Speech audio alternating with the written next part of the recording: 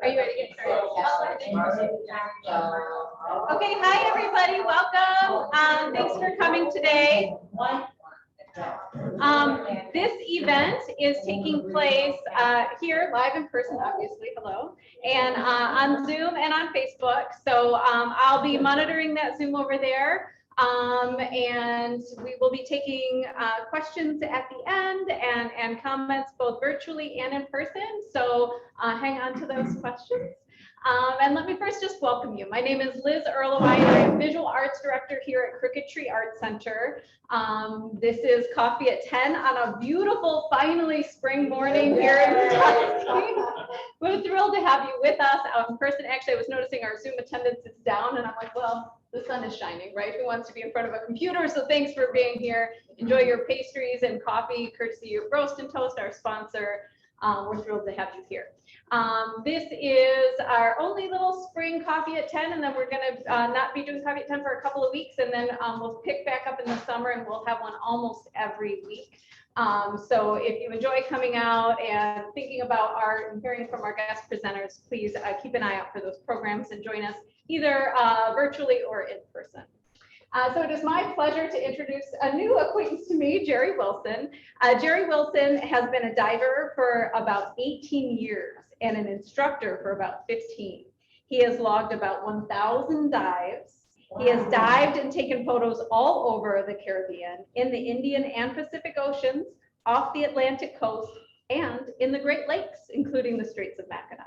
He has studied with Martin Edge, author of The Underwater Photographer, and with Stuart Gibson.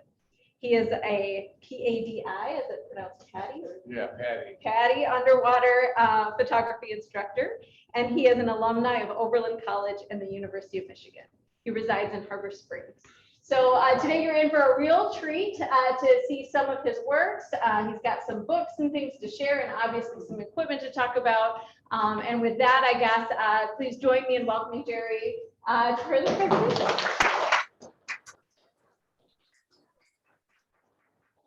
Thanks for coming. I grew up in Petoskey, right up Lake Street, which is now being torn up. A lot of people know the house because it's an old Victorian house with a ridiculous looking tower that my dad tacked on in 1970 or something. It doesn't match the house, but it's a landmark, I guess. And then I moved away and I retired and moved back. So here I am. So anyway, I guess let's get into this. We're talking about underwater photography, and here's what I thought. We talked about some of the challenges of taking pictures underwater. It turns out there are some that don't exist when you're at the surface, and how we solve those problems. And then I'll show you the results. Sort of after we solve the problems, here's what you get. If you have questions, you can ask during, you can ask after. Some show and tell here. I bought my underwater camera, and even if you want to, after look at pictures that I've taken that I make books of. I'm not trying to sell the books. I just make them for myself and for my fellow people who go on dive trips with me. But it's a fun way to look at this stuff. So here we go. The first, I wonder why that thing is on the bottom. Okay, well, the first challenge underwater is water is kryptonite. It destroys your camera. There's a few cameras you can get that can be immersed in water, but very few, and none of them that are going to take good pictures, really. So if you take a nice, thick SLR camera and dip it in salt water, that's standard camera. And of course, the deeper you go, the more pressure there is on whatever is trying to keep the water out. So imagine as you go down deeper and deeper, deeper, that water is pressing harder and harder and harder, trying to destroy your camera. And it'll destroy anything that's immersed. It'll destroy the strobes, it'll destroy the camera, it'll destroy the lenses, everything. So the solutions is we come up with housings. Every camera has a housing specific, because the buttons have to align exactly with the camera. It has to be perfectly fit and everything. I'll show you some pictures, and this is my camera inside a housing. Every lens has to have a port. So this is a port here, and this is for a 100mm lens, but it would be a different port if it's for a wide-angle lens, or a different port if it's a different type of lens. I have 3 different ports. And all these things have O-rings. There's an O-ring in the back of the camera. There's O-rings around each part of around the port. There's O-rings in the strobes. And all that stuff has to be maintained because a little crack or a little hair laying across the O-ring, and then you go down deep and then you get a flood. And there's alarms and vacuum monitors. They're built in the housing, so you set an alarm, you set a vacuum before you, when you close it up, and then as the vacuum changes, it means there's a leak. It'll go nuts and make sounds. Yeah. So this is my camera. It's a Canon 70 Mark II digital SLR camera, fairly typical underwater, topside camera, and then it goes in the back of a housing like this. It just goes in on a little tray and clamps in, and then that's the back of the housing, and you clamp it in. You put an O-ring in, and you clamp it in, and then you add things like strobes and focus lights and all sorts of things. So that you can take light down with you underwater. So there's arms, there's things that you can use to articulate the strobes and aim them how you want. There's floats, these little things, because you want the camera to be neutrally buoyant underwater. So if you let go, you want it to maybe slowly sink, but you don't want it to sink like a rock.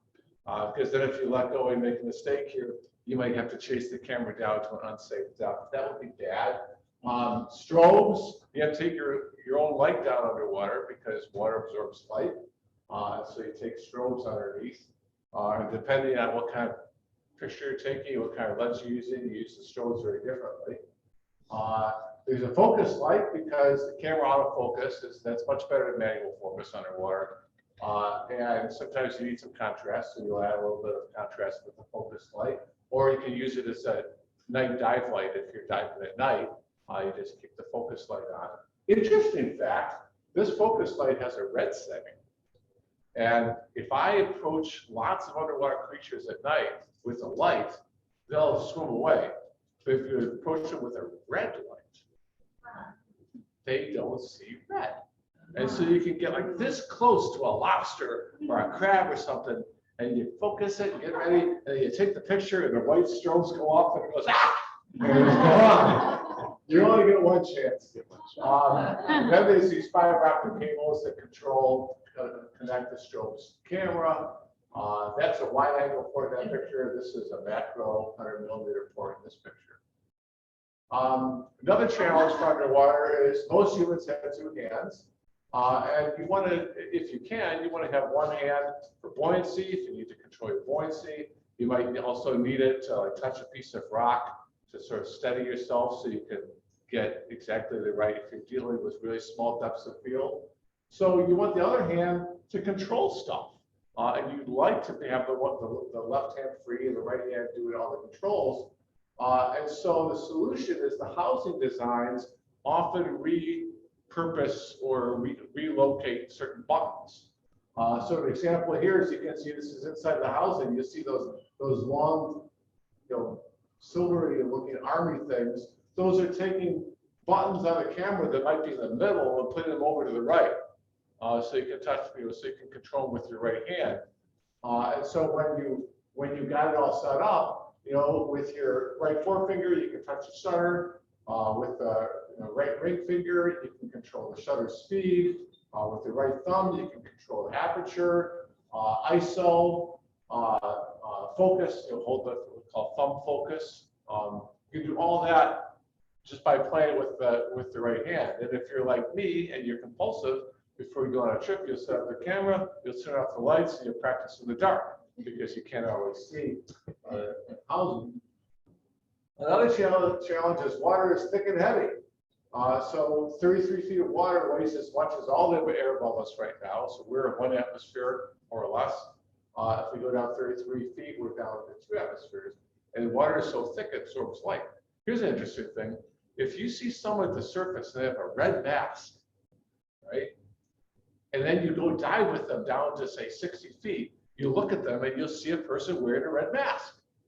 But if you go down to 60 feet and you see a person who's wearing a red mask and you don't already know it's red, you'll see a brown mask. Because the human brain fills in the details that it expects to see.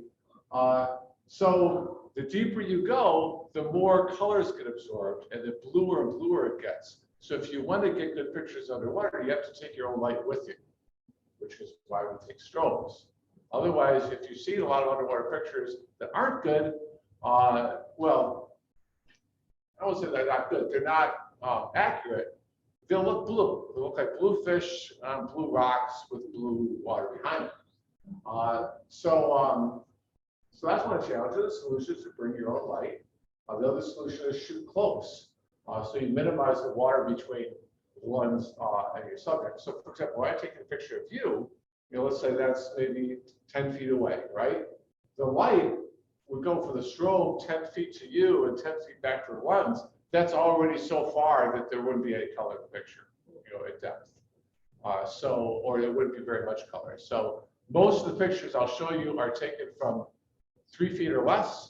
And probably most of them are taken from maybe less than a foot, sometimes just a few inches.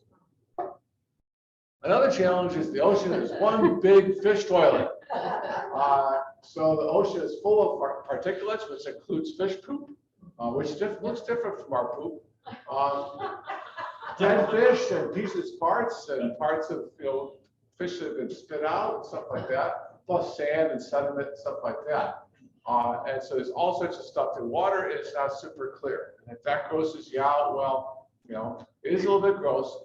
That's why I wear a regulator in my mouth, so I'm not drinking the water while I'm underwater. But anyway, it can make your photos look bad because it can either reduce visibility or under some circumstances, it can reflect back from the strobes and cause what they call backscatter. It looks like snow in the picture, and that'll ruin the picture. And there's solutions to that. Get as very close as you can. Like I said, I think most of my pictures are pretty close. Don't kick or stir up sediments. So if you're like going along the bottom, you should have good buoyancy control and be able to hover over the bottom without kicking anything up. Keep your fins above your butt. And then position the strobes. So you can position the strobes in different ways depending on the lens of the subject so you don't get the backscatter. Another challenge is subject selection in negative space. So if you take a picture of something and you're looking down, or if there's something right behind it, it doesn't pop. And anyone who's seen a picture of a newborn baby knows what I'm talking about, because what do people do? They have a newborn baby, they're very proud of the baby. It's a cute baby, all babies are cute, depending on who you talk to. But they all look like they're Velcroed to a wall. Like that, right? But then they'll take the baby to a professional photographer, and they're getting low, and they're getting negative space behind them, and suddenly the baby pops, and it's a beautiful baby. Well, whether you're taking pictures topside or underwater, it's the same thing. Is you want to get negative space, and you want to isolate the subject if you can. And you can isolate the subjects by shooting up. So I teach underwater photography. I'll tell people, don't take a picture of anything that's deeper than your lens. Always shoot up, except in very rare cases like wrecks, or the tops of turtles, or the tops of eagle rays, something like that. You can use depth of field to isolate the subject. So you can make the subject a focus and everything behind it a blur. That'll make your subject pop. You can use lighting so that you're only lighting the subject. So you can light just this amount of space, and so anything behind that space gets darkened up. Or you can use snoots. I'll talk about snoots in a second. And you want to do that if you're underwater and you just want to take a picture of an eel to prove you saw an eel. None of this matters. But if you want the eel to look cool and you want it to pop, this matters a lot. So a snoot. This is a snoot right here. There's a picture of a snoot, and I'm aiming it at that little figurine, right? And what this does is instead of a big ball of light for the flash, it's a little beam of light. Could be as small as you want it to be. So I aim that at that thing, and this is the result. Okay. So you can imagine you find a little snail or a gastropod or something that's on a rock, and you can't get below it, and you can't isolate it, but you think it's a good, really pretty thing, and you want it to pop. One solution is to use a snoot and just to illuminate a very, very small part of it. Now, I'll tell you, snoots are really, really hard because you're moving underwater, and the depth of field is super small at that point, and the snoot is super hard to aim. So it takes a long time to learn how to use a snoot. I'm still learning, but I've gotten some good snoot shots. Another challenge is humans don't have gills. We can't breathe water. Air compresses, so our buoyancy changes. So as you're going deeper, you get more negatively buoyant. So you have to have air. You have to watch your breathing, and we only have so amount of time to take a picture. I can't imagine being a photographer back in the days when you had to take a 36 shot roll of film underwater, and you only got 36 tries. I'll take like 100 pictures on every dive, and I'll get maybe 2 that I won't delete, at best. But we still are limited by time. And the average dive might be an hour, 70 minutes, 80 minutes, depending on how deep you are, what kind of cylinder you're using, or whatever. So you have to plan that. It's good to have good dive skills. If you want to be an underwater photographer, if you're already a diver, work on your buoyancy skills. If you're not, take the class and work on the buoyancy skills. You want to move slowly. You want to stay calm. You want to conserve air. People call this as a sport. I wouldn't necessarily call scuba diving a sport where the whole goal is not to get tired, not to breathe hard, not to exert yourself. Like it's the anti-sport. And then fish move. They're busy. They're out there working for a living. They're always moving around. We scare them. Even the slowest fish can move faster than we can. So there's no point trying to chase them down. They hide. Some of them can be dangerous. And they and their environments are fragile. So the solutions is you have to learn the creature's habits and habitat. Even just find them. Say, well, I want to look for pygmy seahorse. And you say, well, pygmy seahorse only the size of a grain of rice. You have to know habitat that you're going to find it at. There's an example of like a damsel fish or some clownfish, or just a damsel fish with a better outfit on. They have a route. And if you look at them from 10 feet away, you'll see them go from point A to point B to point C, point D, and they'll just go around on their route. But they go like this. They don't stop and pose. They're always moving. So you step back and you say, okay, I'm going to look at their route. I see where they're going. When they get to point number 3, that would be a good shot. I can get below it. I can get a nice anemone behind it. It's going to be a really good picture. So then you get close and the fish moves away because you're affecting it. And so you take some test shots and set up your lighting, and then you wait. And waiting underwater is really tedious, and you feel like tick, tick, tick, tick. Look at your pressure gauge. But wait maybe 5-10 minutes, and the fish will go back to its route. And then you wait, and you take the shot. And usually just one shot you're going to get. And if it's good, you're happy. You never want to touch things. You don't want to threaten things. You want to corner things. Eels can be dangerous. They have big jaws, but they never attack people. But if you reach your hand into a hole where the eel is, that would be bad, right? And you want to shoot what is safely accessible. So the mindset of an underwater photographer is, if you see something that's really, really cool that you've never seen before, but it's behind a rock or it's inaccessible, you look at it, you smile, say, that's cool, I've seen that. And then you turn around and you take a picture of some boring thing, like a stick that's over there, because you can get below it, you can isolate it, it's going to be really dramatic, and that's the picture people are going to like. So that's the mindset of the underwater photographer. If you want to get pictures that are just, I want to prove to you I was underwater, anyone can do that. That's not hard, and it's a lot of fun. I'm not against it. But if you want pictures that pop, then you're going to have to do some of these things. You have to think about what you want to do, have a vision for what you want to accomplish, and then work towards that vision. Just like any kind of, I don't want to call this art because I don't ever want to be pretentious about this, and I'm sitting in a room, with actual art. But I think that it's a common thing, is that anytime you want to create something that's artistic, you want to have a vision for what you want, and you want to plan it, and then practice it, and wait till you can accomplish what you have in your mind.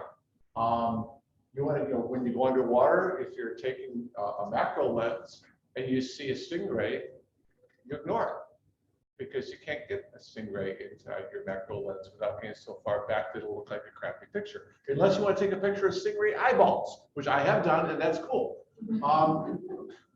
And you want to take pictures of fish eyes. You want the eyes. The eyes have it, right?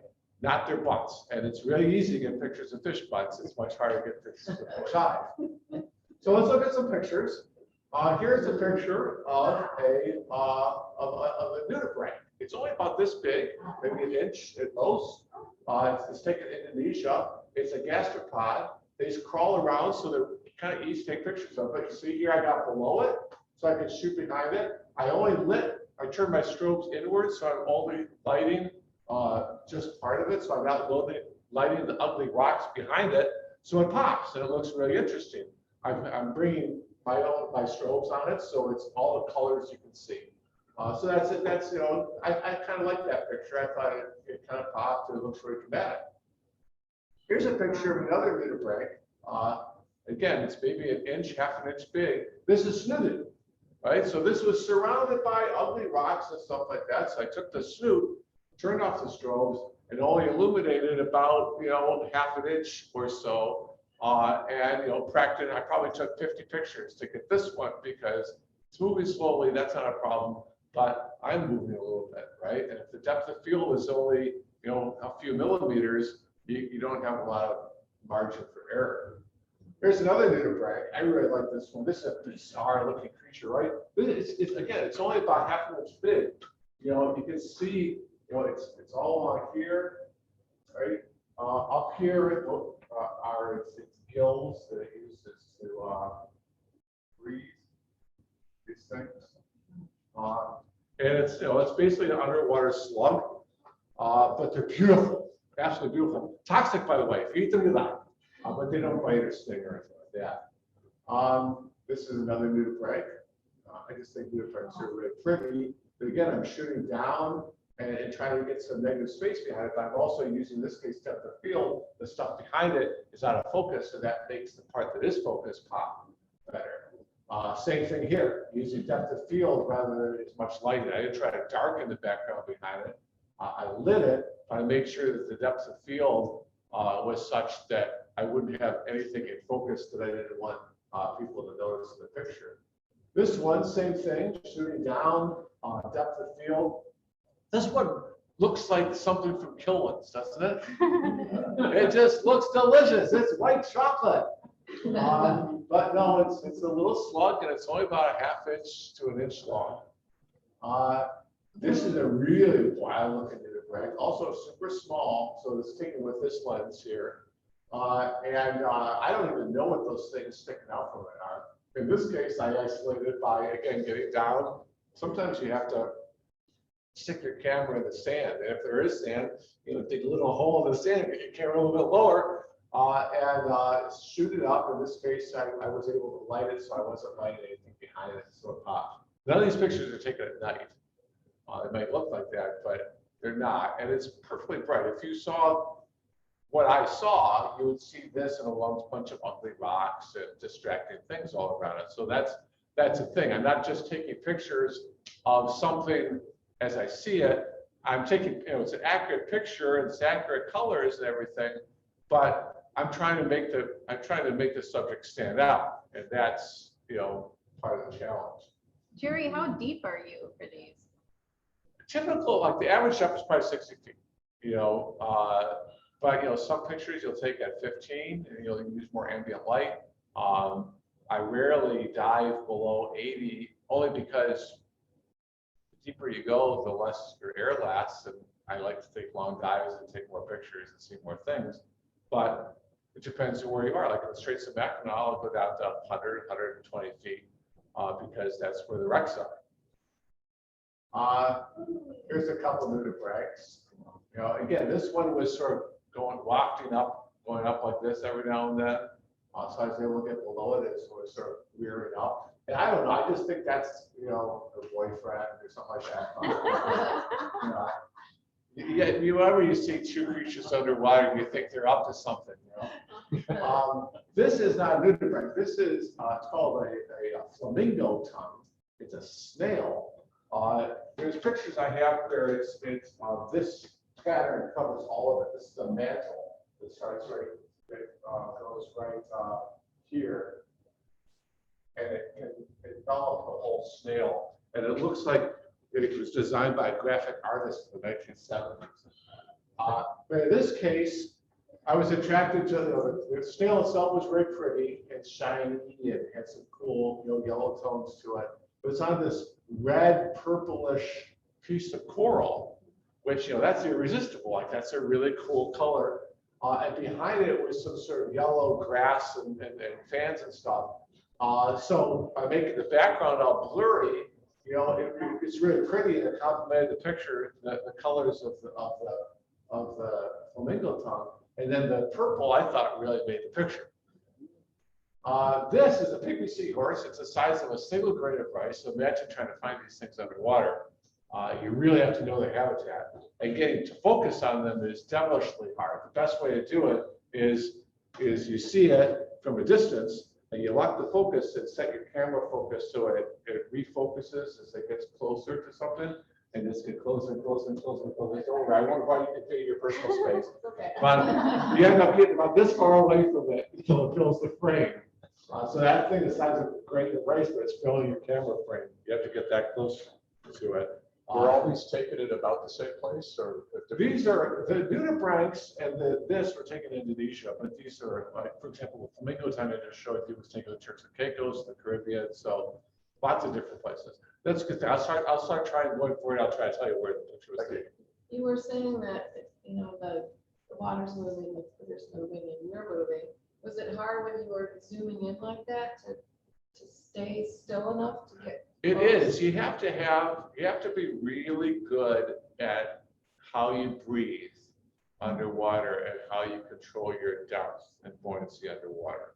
Because if you're constantly kicking and breathing in and out, going up and down, it'd be much harder to get some of those pictures. This is a Bajavati pygmy seahorse. And I don't know if you can see it. That's its eye here. That's its mouth, and its body going down like that. This is a Pontoki pygmy seahorse, also the size of a single grain of rice. There's its eye, there's its mouth, there's its head going up like that, right?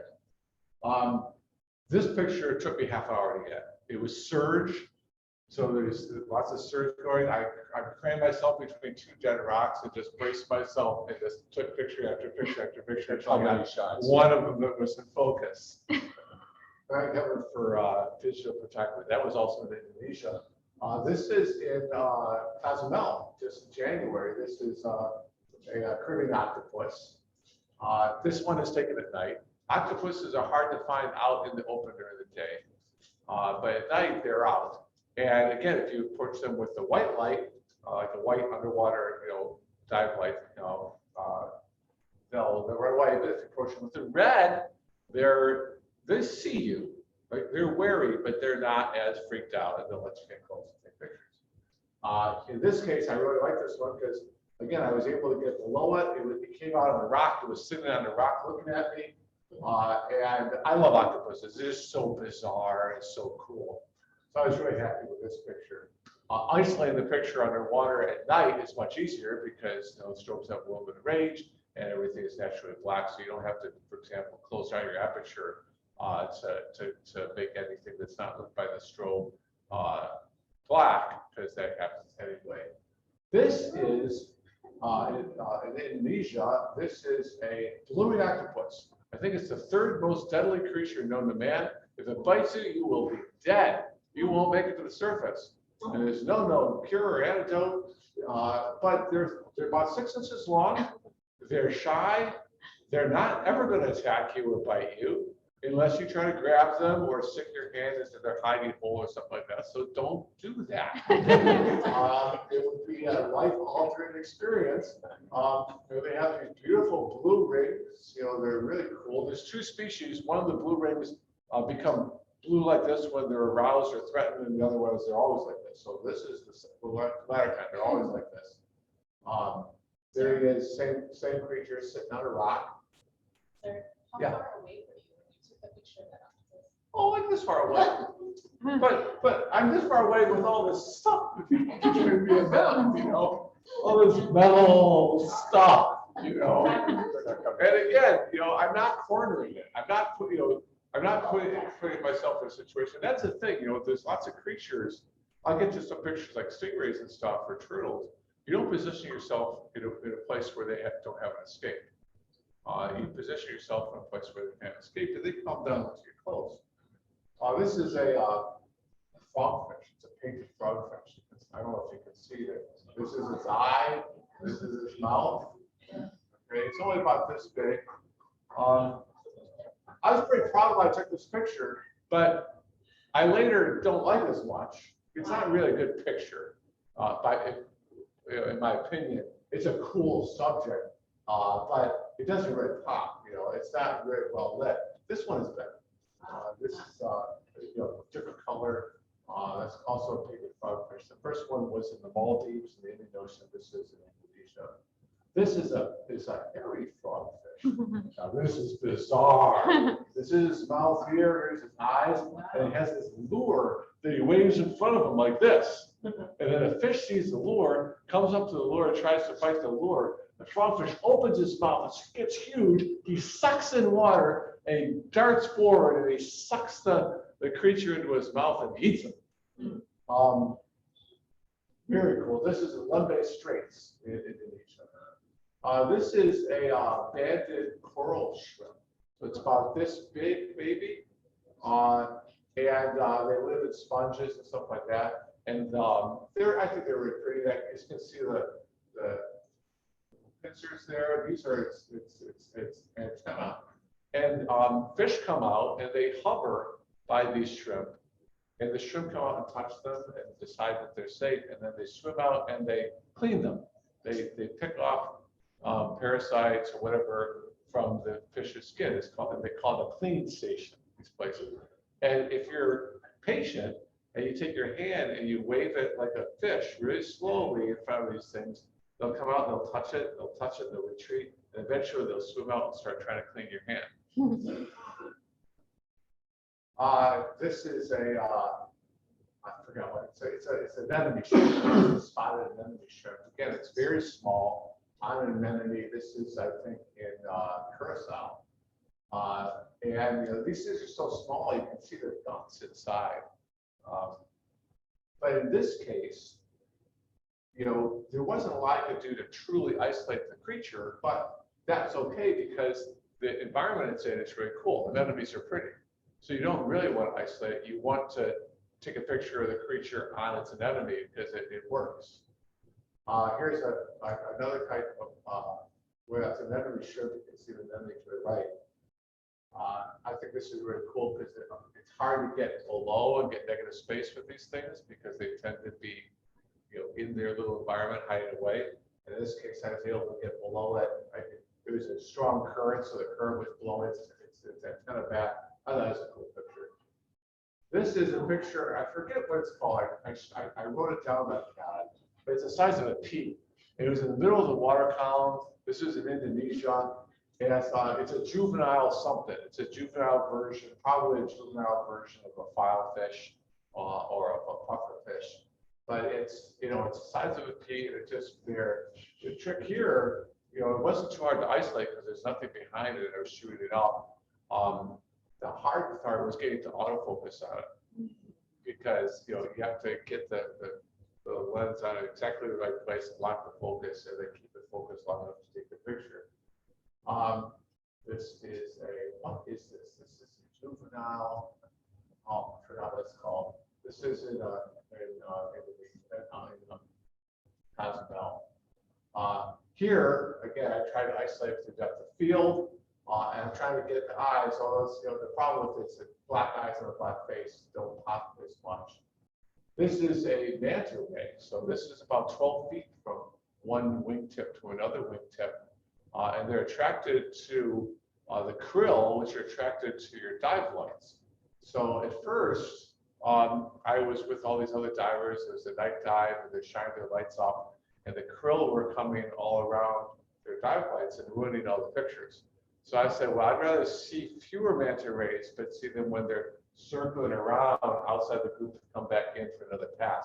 So I abandoned the group and went off on my own and just lay down in the sand and waited for this guy to come by. This is a southern stingray in Cayman Island. So this, I thought, was a pretty cool picture. It's really close. I really love the details of it. I love that the water over here almost looks like a blue sky, and this looks like a sandy beach or something like that. And these are little garden eels, little eels that are sticking them up on the sand. That's what he's eating. I saw him from quite a distance away. I was on a wreck called the Kittiwake, and I swam way around and in front of them, and they got flat down on my belly. Because if you're above them, they get spooked. They'll either swim away or not come near you. They get really low, and I just waited, and I got lucky, and he came right by me and was able to get the picture. Again, this is the same thing. The southern stingray is coming toward me, and it's getting close enough. It's only about 2 feet away when I take this picture, because I'm using a wide-angle lens. But it's letting me get that close because, again, I'm right down my belly. I'm not threatening it. I'm not moving, and it can always swim above me to get away. Here's a stingray. I think it's a blue spotted stingray. This is in Indonesia. In this case, there were these mounds of sand that were shaped like this, about this big, and I was able to get below it and shoot it. This is a day shot, not a night shot, but I thought it was a pretty cool picture. This is a spotted eagle ray. I love these things. Look at their mouths. They look so goofy. You know? There's a The tops of them are prettier because they have these white spots on the blue background. But I thought that's cool. This is a Caribbean reef shark. They're not really aggressive. I never heard of anyone being bitten by a Caribbean reef shark. And when they look at you, they look you in the eye, you look at them in the eye, and they say, not food, and they swim away. You know, I think that the sharks spend their whole life thinking food, not food, food, not food. But he's, you know, I'm only at most a foot away when I'm taking that picture. And he's just turned away at the last second, you know, because I was wet. But I thought that was a pretty cool picture. This is a nurse shark. This is actually in the Maldives in the Indian Ocean.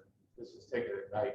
I like this because below it, there's some like fish that he's hunting or she's hunting above, which I think creates a cool contrast. This is a nurse shark, also taken. This is I think Cozumel. So this one, the nurse sharks are like they say sharks have to swim or they drown. Well, nurse sharks don't. I don't know about all kinds of sharks, but these guys will just find a rock, a ledge usually where they're protected from above, and they just sit there for hours underwater. And if you are really slow and really careful, you can get pretty close. So I'm about a foot away from them on this picture. I got down on my belly. I found a way to get at it, and I just got closer and closer and closer and closer and closer until they filled the frame. What I like about it is you can see the teeth, you can see it's whatever the little floppy thing where his lips are. There's this beady little eye. This is a dolphin. So here's an interesting story. I've only seen dolphins once underwater. I saw in the distance, and it was way too far away to take a picture. And then I remembered Flipper from when I was a kid. You guys remember Flipper? And I went, and he stops and he looks at me and he starts swimming at me like impossibly fast. I thought, oh, I just said, please kill me in dolphin night. This is the end. I may as well get a picture of it before I die. And he's coming, swimming at me at whatever miles an hour. And at the last second, he swerves off to the side and I kick the picture. And I got it. That was fun. Faster than light. Yeah, faster than light. Yeah. Now, every now and then you're on a dive and there's nothing to take pictures of. It's just boring and the stuff is presented itself. And so I like to take pictures of space donuts. So this is a sponge, and there's nothing pretty about the sponge. It's an ugly sponge on an ugly background with a bunch of rocks and rubble. But I shoot straight down the sponge. I turn the strobes inward, so I'm only illuminating like this much of the depth of the sponge. And it looks like a space donut, right? So that's cool. I mean, who doesn't want to take pictures of space donuts? A space donut hurtling through space. This is an arrow crab on an anemone. You can see this is like its claw here. Here's its other claw, right? And its eyes are here and here. He's only about this big. So you don't really know size. If I told you it was 3 feet wide, you might have believed me and been terrified, of course. But it's a little small, harmless thing. They live inside sponges and anemones. And I think they're pretty photogenic and cool stuff. This is a turtle. Who doesn't like turtles? Turtles are the same thing with even more so than the rays. You don't want to get above a turtle, because then you're between them and air. Because turtles have to go up and breathe every now and then. It might be every half hour or whatever, but they still have to breathe. So you approach it from below. If you want to swim underneath the turtle, they're not going to mind. But if you try to swim above a turtle or in front of a turtle, they'll get away pretty quick. They don't want to attack you, as far as I know. I've never seen a turtle attack someone. They could. They could probably really hurt you. There he is hugging a sponge. This one I really like. And the reason I like this is a wide angle shot, so I'm taking it from a foot away or less. This is in Indonesia. But what I like is the wide angle lens allows you to keep things in focus. It has ridiculously deep depth of field. So the turtle's in focus, about 60 feet. The surface of the water is in focus. And if you look at good wide angle shots, not this is a great one, or I mean, I like it, but I've seen much better that other people have taken. The best wide angle shots have a sense of depth that's achieved by having the surface visible and having ripples or some texture on the surface that's visible. And it creates this, I think, a really dramatic effect. And even like, if you look at the painted, non-photographic cover art for Finding Nemo on like the movie posters and stuff like that, you'll see Nemo and you'll see the rippled surface in the background also in focus. So whoever painted that picture understood the same thing that wide angle photographers understand, is that creating that background that's in focus and the foreground that's in focus, and having them both and having the texture in the background makes a subject look more interesting. Here's a turtle that's swimming along. Here you want to time it because they're going like this, right? And when their fins are down, it's not as interesting as when their fins are up, right? And again, I'm not getting above it, so it can swim above me. In fact, it did. And then you're again, this is where dive skills come in, and you're swimming upside down, tracking upside down and trying to get a picture of it. Or in this case, I think it's a different one. There was a sun above it, and I had this idea: what if I could get the turtle to block the sun, and I could get, the rays of the sun radiating from around the turtle? Would that be a good picture? And you only get like 2 shots, right? You have limited time because the turtle is moving, he's going up for air. You have to watch your buoyancy. You can't just follow him up, because that would be an unsafe descent. And you have to do the whole thing while swimming backwards on your back. But I thought that was a cool picture. Next time I want to do it without the strobe. It's have the turtle look like a shadow with the sun bursting from all around it. But you can't count on getting these opportunities. You can dive for 2 weeks and not get an opportunity like that. Here's the turtle coming down after getting something to breathe. You can see this eel. That's not eel. The remora behind it. They were fighting. The remora was bothering them, and he was pirouetting underwater. You couldn't believe how fast and graceful this big turtle is trying to eat that remora. This is in Cozumel just a few months ago. Very end of the dive, I was down to I think I had maybe 600 psi left, 700 psi. It's time for me to go up and have my safety stop, and I saw this. I got to take a picture of that. Don't worry, I had plenty of air. I wasn't doing anything dangerous. But I really like the picture. And again, I get super close and make sure it's well lit and you're not overexposing one thing or another. This is Damsel Fish, so this is like the kind of picture where you step back, figure out what their route is, wait for them to get in the right position. They flip, they don't just stop, so you only have like a split second to take the picture when they're in the right position. And you want to get their eyes and not their butt, so it takes a while. Here's another Damsel Fish, same thing, same story, same technique. In this case, it's in some sort of sponge, which I thought was a cool background. So, whereas in this case, I'm trying to isolate it because the background is not interesting. In this case, I'm not trying to isolate it because I think the background and the fish in that background looks interesting. This is one of my favorite pictures I've ever taken. This is it's called a pink anemone fish. This is Indonesia, and this picture to me has a lot going for it. It's got the purple, it's got the green. The anemone is beautiful. The fish is orange and pink with the white stripe. I got the eye, it's got the mouth, and I'm isolating it with the strobe positioning and a small aperture, so it just pops. I actually have this on a wall frame in my living room. So my wife is probably tired of looking at it. I can't believe you're showing that one. So let's look at that picture. How big is the fish? What's that? How big is the fish? About this big. This is also a pink anemone fish, not an anemone in Indonesia. Anemone fish don't exist in the Caribbean. So if you see clownfish and anemone fish, they're going to be in the Pacific. Here's one where I thought I could make it look like he was swimming upstream. So I positioned it so that as he's going through the anemones, he has to sort of swim through them toward me, right? And that was what I was aiming for. Is I thought, what if it looked like a salmon trying to swim upstream? You know, and he's not. There's no current. He's not swimming up anything. He's just hanging out in his home. This is a clownfish. Everyone likes clownfish, Finding Nemo and all that, right? They're a type of Damsel Fish. They behave just like those other anemone fish. They stay in their anemones. They flip back and forth. They have a route. And so if you're patient, you can get a good picture of it. Here, you know, I like this. I got both eyes looking right at me. The mouth looking a little bit like a clownfish mouth does, I guess. With the anemones to the left, which I thought, you know, they're always photogenic, anemones are.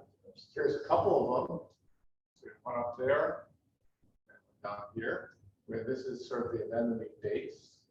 And then there's the tentacles of the anemone. Can't really touch the anemone tentacles, they sting, but the clownfish have a protection. This is a leaf scorpion fish. It's only about this big. You know, it's a predator, it's a big mouth, it's like a frogfish, it waits for something in front of it. In this case, what I had in mind is I want to get below it and there's these fish all around it. I want to get them in the frame but out of focus. So I wanted them not to distract, but I wanted them to create sort of this sense of movement. Like there's lots of like there's some sort of dynamic thing going on around it. That was what I had in mind. That was in Indonesia. This is a lionfish, not in the Caribbean. If you see a lionfish that I've taken a picture of in the Caribbean, it's probably the last thing I ever saw was my camera lens, because either me or the dive master that kills it, because they're invasive and you want to slaughter as many lionfish as you possibly can. They have no natural predators. They're like destroying the reefs in the Caribbean. But in the Pacific, they have natural predators. They're fairly rare. You don't see them as much. And it's actually prettier because they're more, the ones in the Caribbean are browner and uglier. These ones are brighter red. They have these spines on them that if you touch one and it stung you, I'm told it feels like having a rock smashed on your hand as hard as you can. So that would be bad. But they're delicious, especially in the ceviche.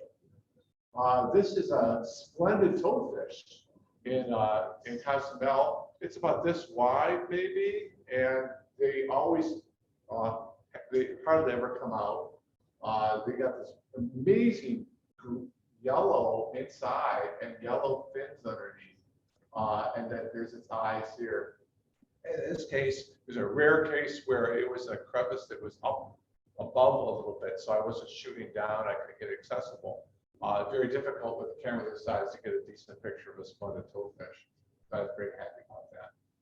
This one, I really like this picture. Not everyone does, but I like it. This is a pipefish.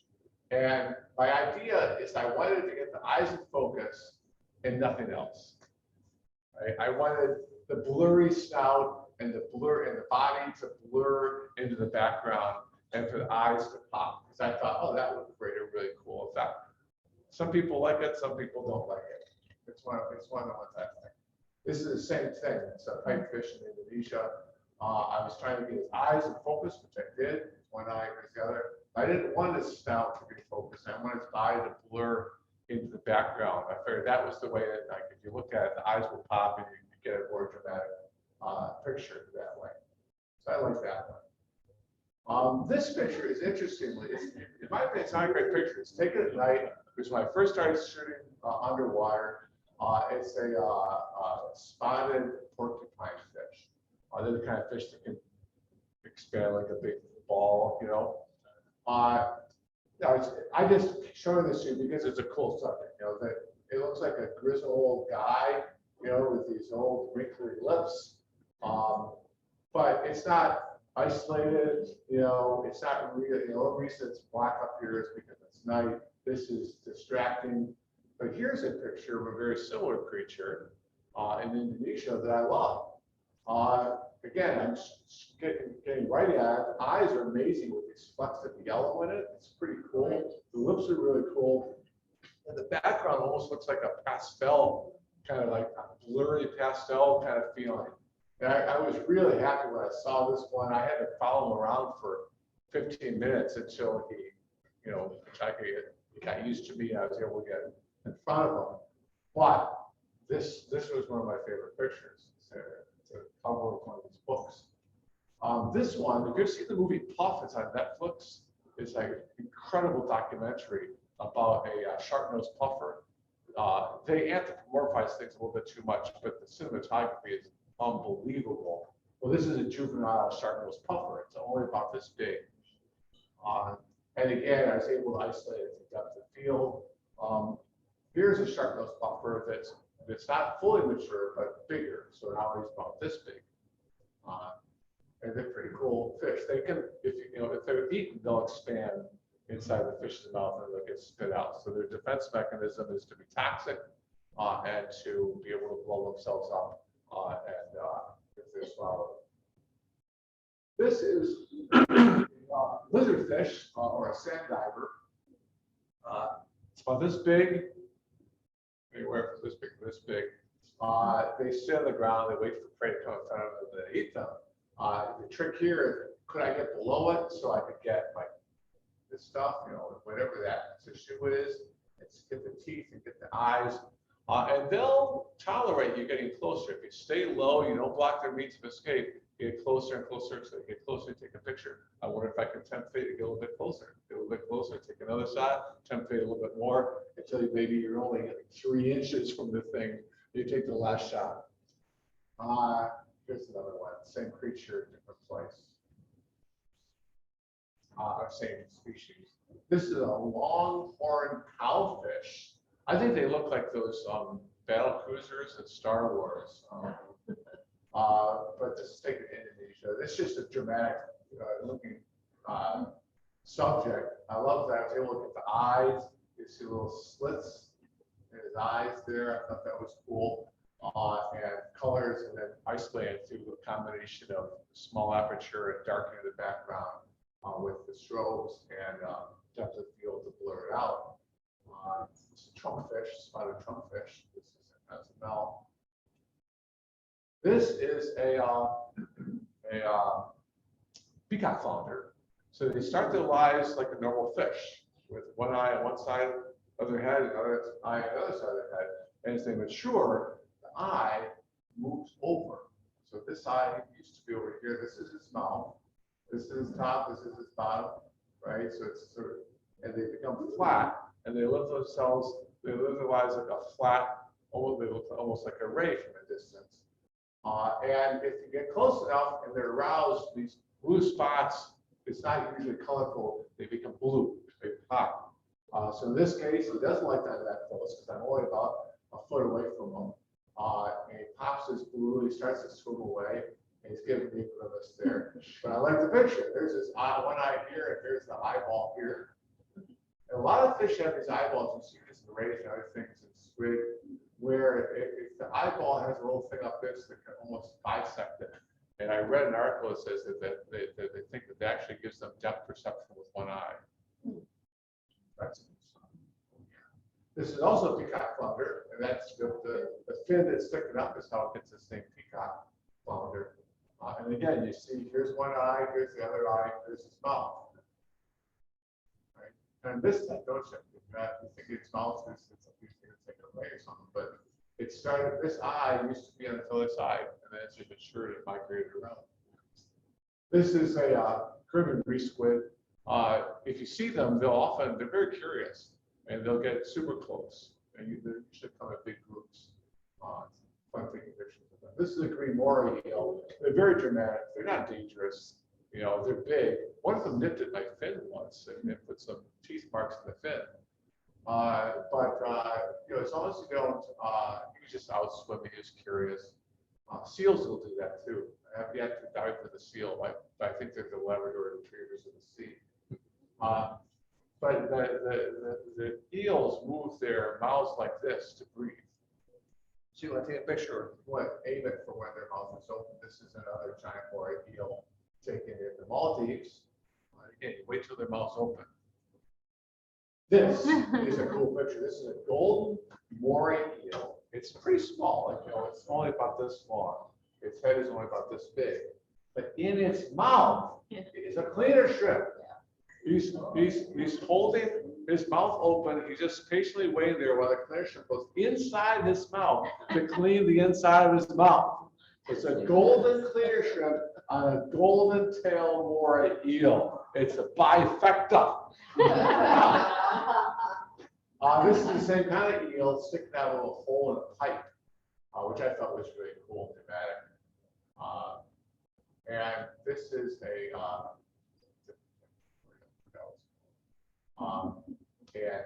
again, why I like this is just, using the depth of field to isolate it. I thought it was really cool from that angle.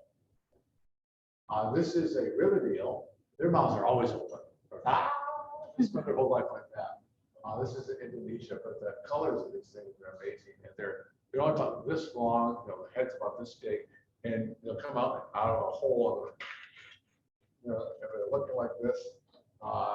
We always look at it. This is a juvenile, I forgot, I have it written down someplace. It's only about this big, and it's on some sort of coral that you can see. Whoops.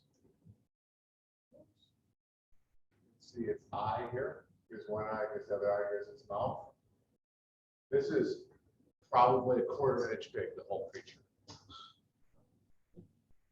This is one of the shots that took me a week to get.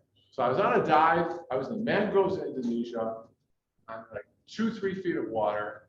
The sun is shining through and creating these sunbeams. And I had the wrong lens. I needed a wide angle lens. It's the only thing that would have worked. I said, oh, this is terrible. Not to come back. It was a week later before at high tide, the sun was in the right position to try it again.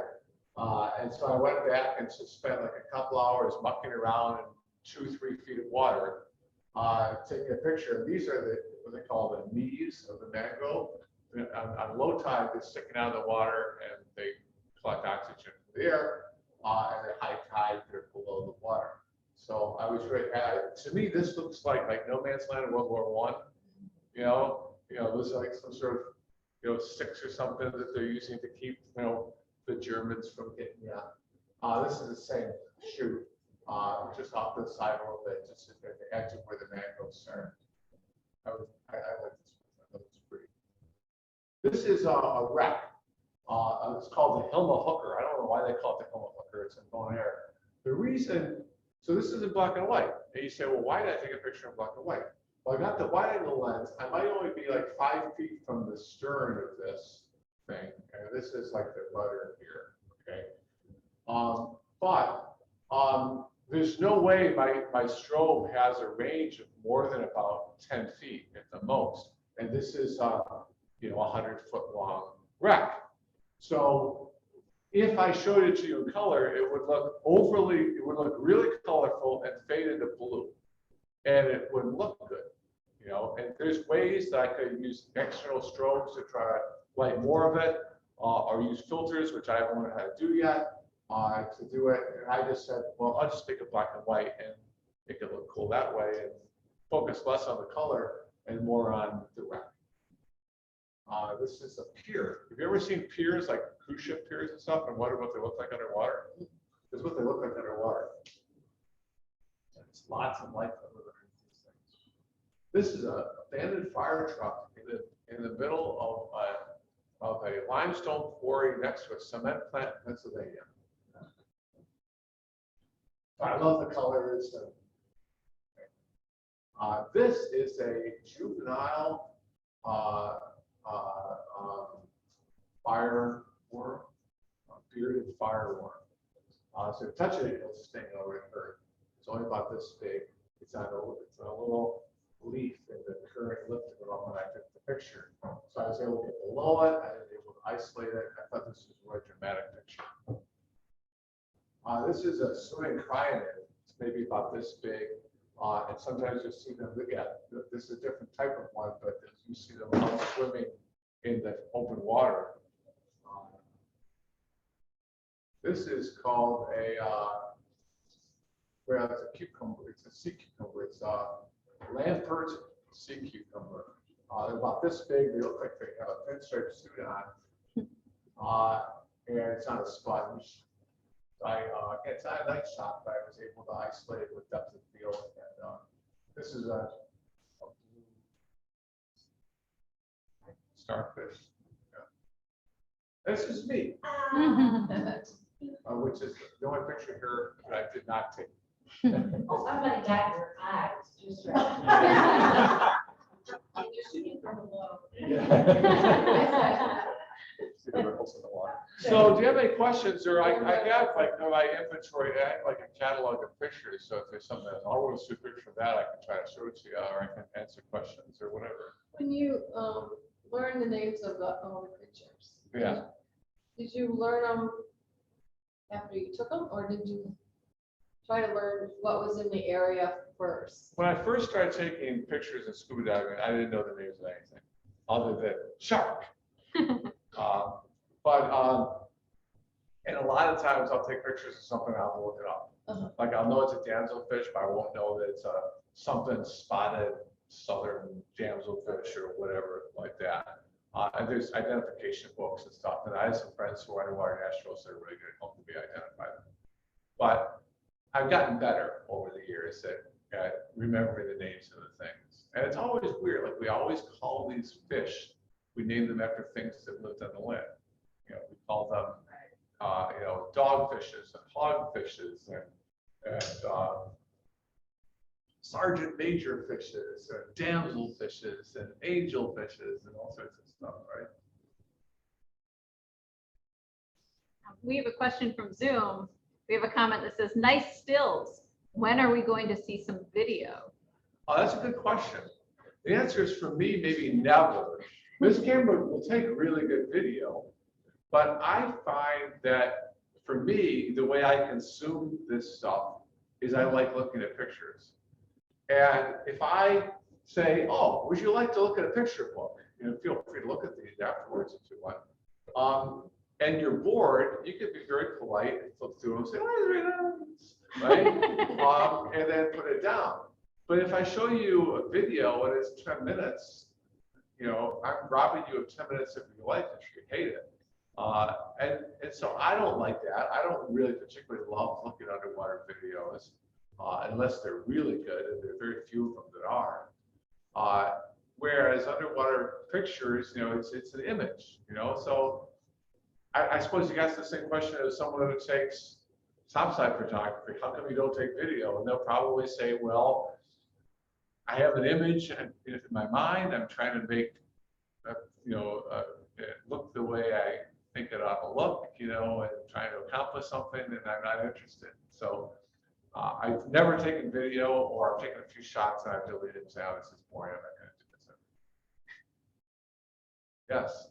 With your macro photography, are you doing much in post-production in terms of? I try to do as little as possible. Because I'm shooting in RAW,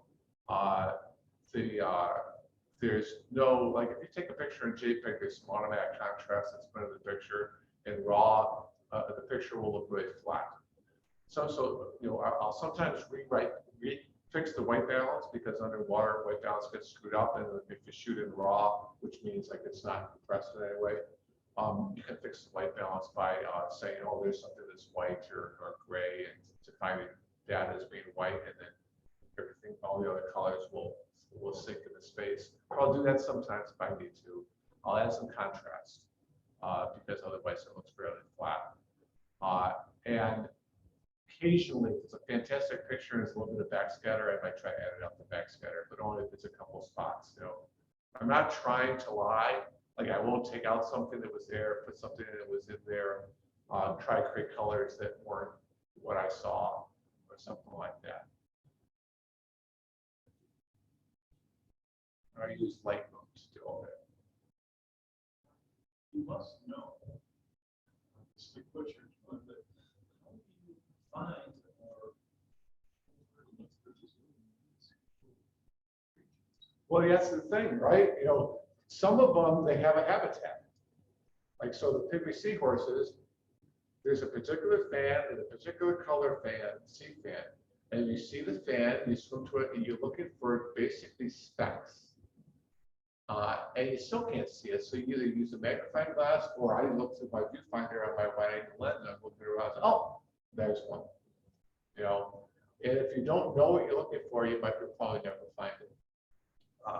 Same thing with eels. If you want to find an eel, you have to know that eels like that kind of hole, right?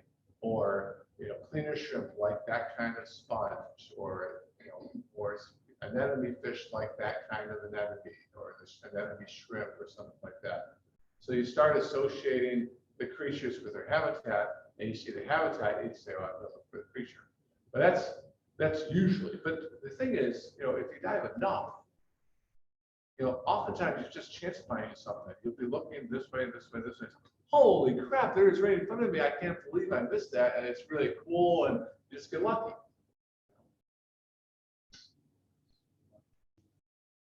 Yeah, the seahorse I never would have found without knowing exactly what its background had to be.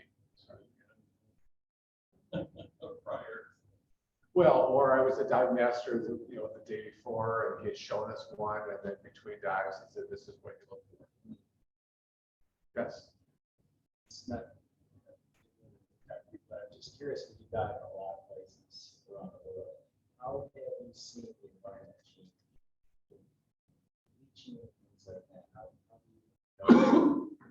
Well, like for example, in Indonesia, the reefs are really good shape. The corals are amazing. I didn't say bleaching, but there's plastic. Like in the mangrove swamps, I had to be very careful to frame the pictures to keep the plastic out. Trash and stuff like that. The Curacao I went, I thought the corals were in terrible shape. They looked dusty. Where's that? It's between Bonaire and Aruba, north of Venezuela. So yes, but I haven't been diving so long. It's not like I was diving back, the Jacques Cousteau days or something like that, that I can see necessarily there's a change. But you'll see dead corals. You also see regenerating corals. Like I've seen, coral beds where they're all new, and you can see that it's like 10 years of growth, and it's really vibrant. So I don't really know what the future is. It's a worrisome. I've heard that whole parts of the Great Barrier Reef in Australia are bleached out and dying.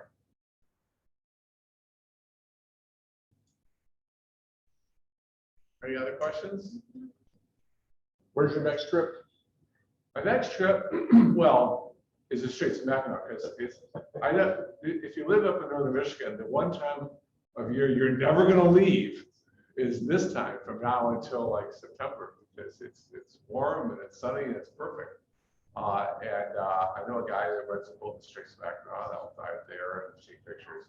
And then Roatan in September, Little Cayman in December, and then I think like a year after that, so it's December of 2023, I'm going to go to Chalk Lagoon, which is a place where there's hundreds of dead Japanese battleships. So that'll be cool. That'll be a wide angle day. All right, guys, well, we're going to go ahead and wrap this. We have books, we have pastries, we have coffee. So those in person can feel free to stick around and maybe ask a few more questions. But those of you on Zoom, thanks for joining us. I'm over here, but we're glad you're here. And why don't you join me in thanking Gerry one more time for sharing his work.